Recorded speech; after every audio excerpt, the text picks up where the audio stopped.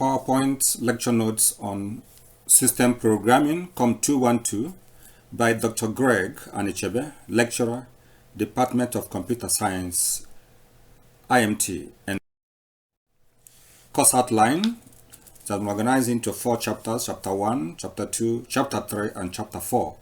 In Chapter 1, as you can see, what is system programming, what's application programming, then the relationship between system software and application software, differences also between the two system software and application software. Chapter 2, we have a 1-pass and 2-pass assembler. In Chapter 3, we have managing information using MS-DOS, where we're going to discuss on directories and files. In Chapter 4, we have assembly language programming. Here we're going to understand the architecture of a computer system, as well as the instruction set of the CPU, and some programming examples in the language. Chapter 1, what is system programming? System programming is the act of writing computer programs called system software in a low-level language such as assembly language, so as to operate the computer hardware such as the CPU, RAM, disk drive, output devices, communication devices, and so on and so forth. So system software is actually a set of programs that control and manage the operations of the computer hardware. System software is therefore machine dependent, because a computer system cannot operate without a system software installed in it. And system software is typically written by computer manufacturers or system programmers, which is then installed on a computer system so as to interact directly with the computer hardware in order to control it for maximum efficiency. Some examples of system software are operating system, utility programs, language translators, device drivers, and so on and so forth. Now, what is application programming? Here, this is the act of writing programs called application software in a high-level language such as Java, C++, Python, and so on and so forth, to enable an end user perform a specific data processing task, such as word processing, spreadsheets, word browsing, and so on and so forth with the computer. Application software is therefore a set of programs that help we, the end users, to solve various data processing problems with the computer. Application software is therefore end user dependent. A computer system can run without an application program installed in it, although it's very essential that we enhance the features of the computer by installing so many application programs in it, like spreadsheet packages, database software, web browsers, computer games, end-user computer programs, and so on and so forth. Now, for us to know the relationship between system software and application software, this shows everything. We, the end user, we interact with the application software, which in turn interacts with system software, and finally system software interacts with the computer hardware. Now, the differences between system software and application software have been arranged in a table for you to understand it clearer. It has been categorized into the various key differences, where you have the first one, time of operation. You see the system software and application software, differences between them as shown in the table. Programming languages used, look at differences between them. User interaction, also they have been itemized for you to see, and then the dependency issues and the speed of operation. So you take time and look at the table for more understanding. Now in Chapter 2, 1-pass and 2-pass assembler. Now an assembler is a language translator that converts an assembly language program called an assembly code to object code. The process of doing that, as translating an assembly code to object code, is called assembling. As shown in this particular figure, you can see the assembly code with the directional arrow going to the assembler that is now going to translate it to object code of zeros and ones. So the entire process is called assembling. Now basically, an assembler goes through an assembly code one line at a time and then generates the object code equivalent for each line of instruction before going over to the next line to repeat the same process until the entire assembly code is converted to object code.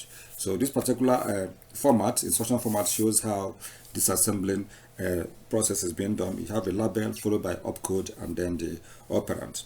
Now an assembler maintains 2 types of tables called the opcode table, that is optab for short, and assembly code, which is the opcode table, which is optab, and then a symbol table, which is called a symtab for short, during the assembling process.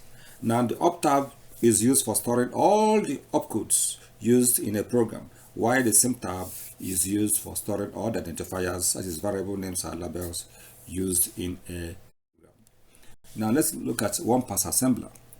And a one-pass assembler is a type of assembler that scans the labels, opcode, and operand of each instruction in assembly code only once in order to generate their respective object codes. If the one-pass assembler encounters a label or identifier whose address is not yet defined in the symbol table, it simply reserves an empty memory space for it in the symbol table.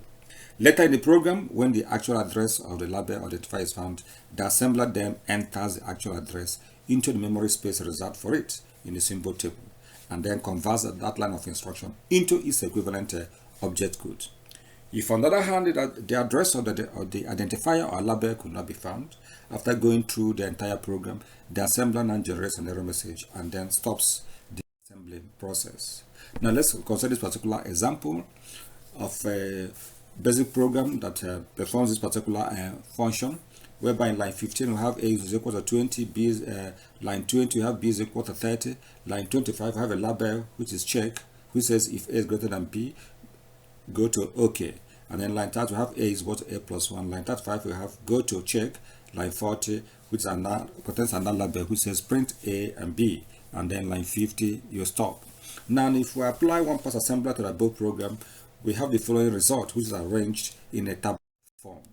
So you can see the table here, whereby we have the headings, memory address, instruction, then the symbol table, and the operation table, and then the actions. So you can see from that table that in the first line, line 15, A is equal to 20, the symbol name is A, the identifier name there is A, which has a value 20, and then the reserved word is equal sign, and the opcode equivalent is move. So now everything is about that line is complete and therefore converted to object code. So in the same way, if you go to the second line for B equal to 30, everything is in order. Now if you go to the third line, which is 25, we can now see that we have the label check. If A is greater than 20, go to OK. Now this particular line, the label for check is known, but that of OK is not known. That is why you have an empty space in that particular table waiting for it to be identified later, and therefore that particular line of instruction cannot be converted to object code until the assembler is able to encounter where it was defined, before it will now be able to go back to that particular line to convert it to object code. So now if you continue in that line, line 30, everything there is okay, is converted to object code. Line 35, everything is okay, is converted to object code. But then that's line 40. This is where the address of OK have been found to be 40, and then that is why you can see that going back telling you that this particular identifier has not been, the value has not been found, and then the assembler now goes back to now convert that line to object code. So every other line, the next one now is a program now stops. So this is typically how the assembler, one-pass assembler operates. Now let's look at two-pass assembler. Now a two-pass assembler is a type of assembler that scans each line of instruction of an assembly code twice, that is in two phases. During the first pass or first scan or phase, the assembler stores the addresses of all the labels and identifiers used in a program on a symbol table. And for any label identifier whose address is not yet defined in the program, the assembler reserves an empty memory space for it in the symbol table until the actual address for it is found. And then the empty memory space then replaced with the actual address. During the second pass, the assembler now uses the generated symbol table and the opcode table to easily convert each line of instruction in the assembly code to object codes. Note anyway that after the first pass, if there is any label or identifier whose address is not yet defined, the assembler generates an error message for it, and so does not proceed to the second pass. So this is why most programming languages such as Java, C++, Pascal, and so on always insist that a programmer should define all the variables in the computer program before they are used.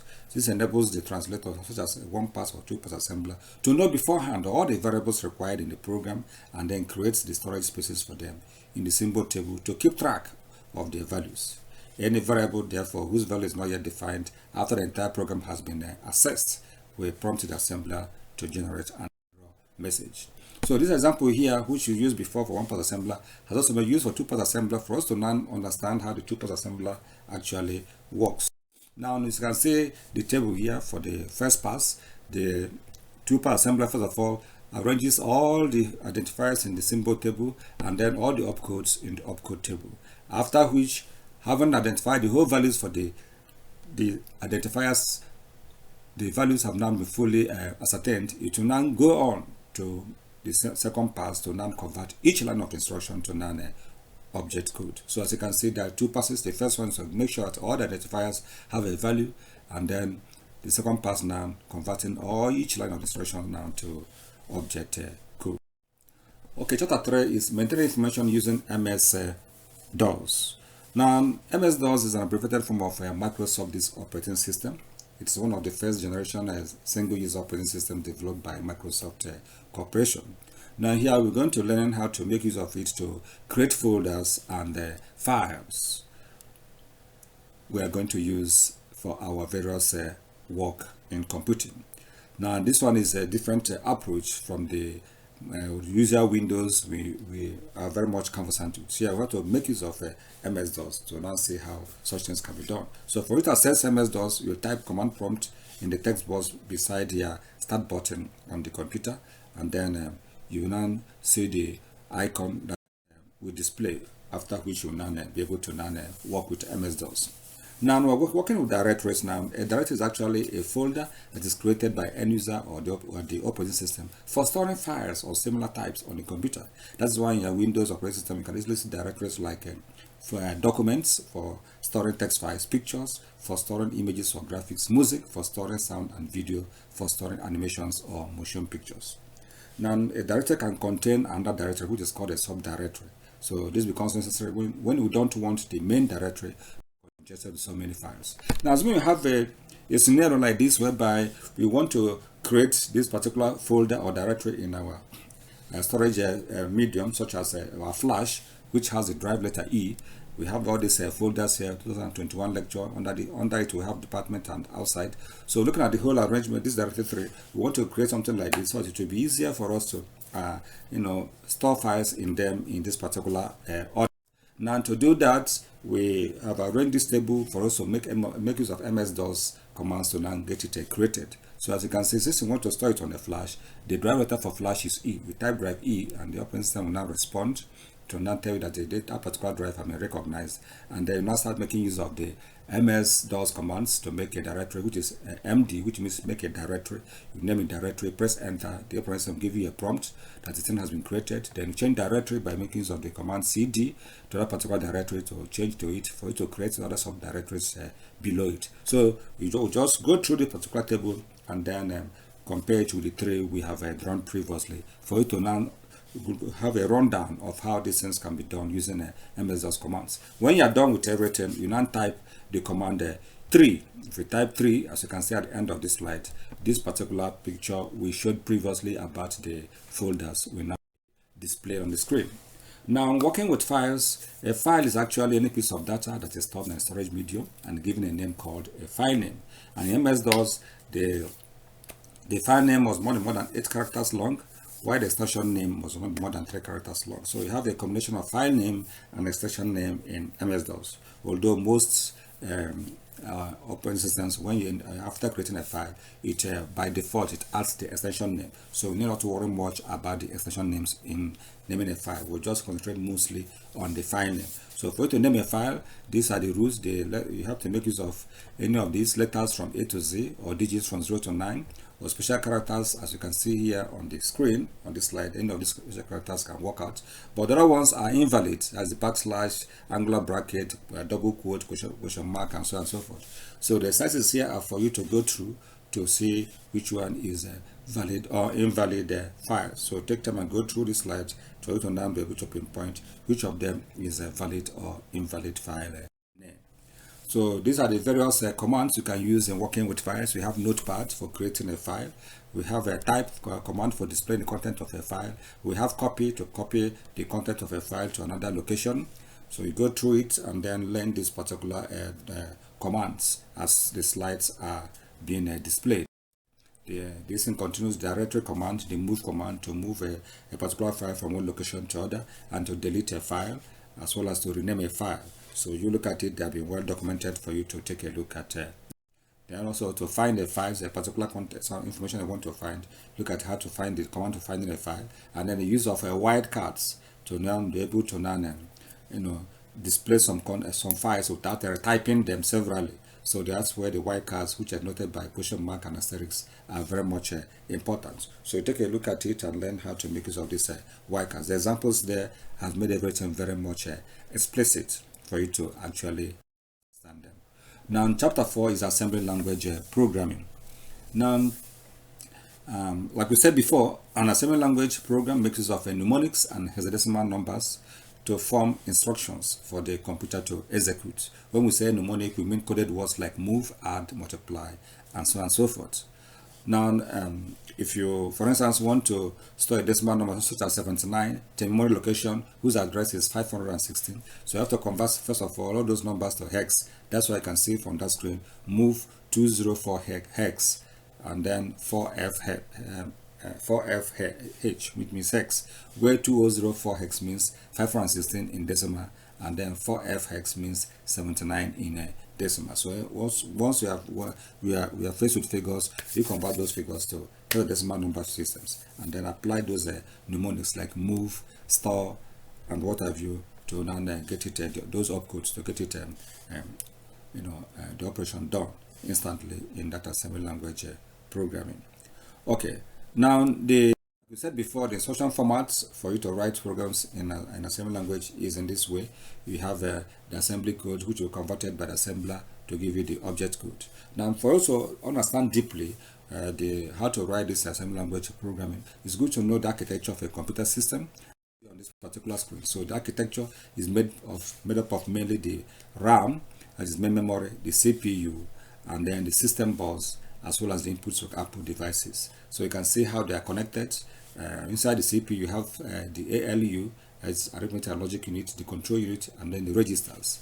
And then in the communication pathway, which is the bus, shows you how this information flows along those components of the computer system. So you make it a time to now read through the information displayed here slide for you to understand the various functions of it, the main memory, and then which is mainly in measured in bytes. You know how to convert from bytes to kilobytes and gigabytes, and then be able to understand the conversion relationships. So I've been giving you some examples there on how to convert from what a kilobyte is, what a megabyte is, and what a gigabyte and terabyte is all about. So take time and look at those quantities for you to understand it deeply.